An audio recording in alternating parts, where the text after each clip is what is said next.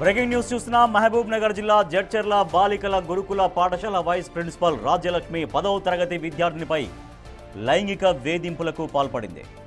పాఠశాలలో పోలీసు కళాజాత బృందం నిర్వహించిన అవేర్నెస్ ప్రోగ్రాంలో ఈ విషయం వెలుగులోకి వచ్చింది.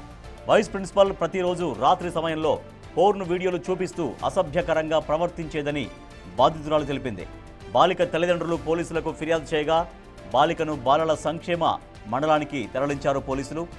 ఈ ఘటనపై వైస్ ప్రిన్సిపల్ రాజ్యలక్ష్మి, ప్రిన్సిపల్ రజనిపై పోక్సో కేసు నమోదు చేశారు. అలాగే వారిని విధుల నుంచి సస్పెండ్ చేశారు కలెక్టర్.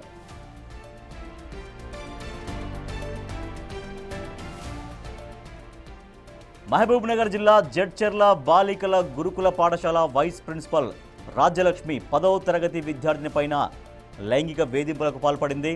పాఠశాలలో పోలీసు కళాజాతర బృందం నిర్వహించిన అవేర్నెస్ ప్రోగ్రాంలో ఈ విషయం వెలుగులోకి వచ్చింది. వైస్ ప్రిన్సిపల్ ప్రతిరోజు రాత్రి సమయంలో పోర్న్ వీడియోలు చూపిస్తూ విద్యార్థుల్ని అసభ్యకరంగా వేధించేదని, వాళ్ళకి ఇటువంటి పోర్న్ వీడియోలు చూపిస్తూ వాళ్ళపైన జుగుప్సాకరంగా ప్రవర్తించేదంటూ బాలిక వారి పేరెంట్స్కు ఫిర్యాదు చేయడంతో తల్లిదండ్రులు పోలీసుల్ని ఆశ్రయించారు.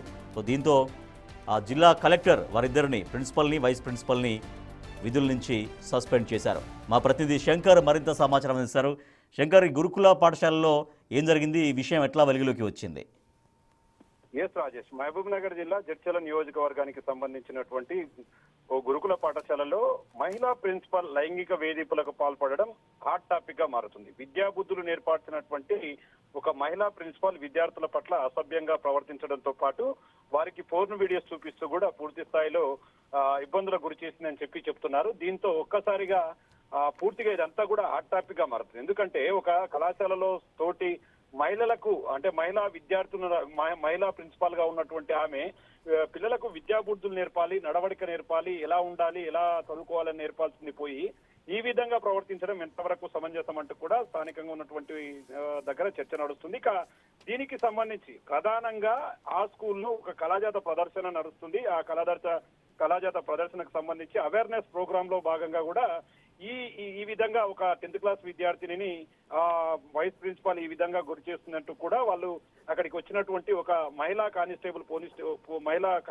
కూడా చెప్పడం జరిగింది. దీంతో పూర్తి స్థాయిలో దీన్ని సీరియస్ గా తీసుకున్నటువంటి అధికారులు అక్కడికి వెళ్లి పూర్తిగా ఎంక్వైరీ చేశారు. దీంతో పాటు ఆమెను విచారిస్తున్నటువంటి పరిస్థితి కూడా కనిపిస్తుంది. ఒక్కసారిగా ఈ విషయము తల్లిదండ్రుల ఆగ్రహానికి గురైంది. మొత్తంగా బాలిక తల్లిదండ్రులు కూడా జడ్చర్ల పోలీస్ స్టేషన్ లో ఫిర్యాదు చేసినట్టుగా తెలుస్తుంది. ఈ విషయం తెలుసుకున్నటువంటి పోలీసులు కూడా ప్రిన్సిపాల్ ని వెళ్లి అడిగారు. అయితే ఈ విషయం బయటికి పొక్కకూడదని చెప్పి ఎంత ప్రయత్నించినప్పటికీ పూర్తి స్థాయిలో ఇది బయటపడడంతో ఒక్కసారిగా పాఠశాలల్లో ఆందోళనకర వాతావరణం నెలకొన్నటువంటి పరిస్థితి. మొత్తంగా దీంట్లో పోలీసులు రంగప్రవేశం చేశారు. డిఎస్పీ వెంకటేశ్వర్లు కూడా గురుకుల పాఠశాలకు వెళ్లడంతో పాటు ఆ సిబ్బందిని, ఎవరైతే పాఠశాలలో పనిచేస్తున్నటువంటి సిబ్బందిని పిలిపించి ఈ యొక్క రాజ్యలక్ష్మికి సంబంధించినటువంటి బిహేవియర్ పట్ల వాళ్ళతో కూడా సమాచారం తీసుకున్నటువంటి సమాచారం కనిపిస్తుంది. ఇక బాలికపై అసభ్యకరమైనటువంటి రీతిలో వివరించినటువంటి ఆమెపై పోక్సో కేసు నమోదు చేసేటట్టుగా కూడా తెలుస్తుంది. ఎస్పీ ఆదేశాల మేరకు కూడా ప్రిన్సిపాల్ పై చర్యలు తీసుకునేందుకు రంగం సిద్ధమవుతున్నటువంటి సిచ్యువేషన్ కనపడుతుంది రాజేష్. ఏదేమైనప్పటికీ ఒకవేళ ఆ విద్యార్థి పట్ల ఎవరైతే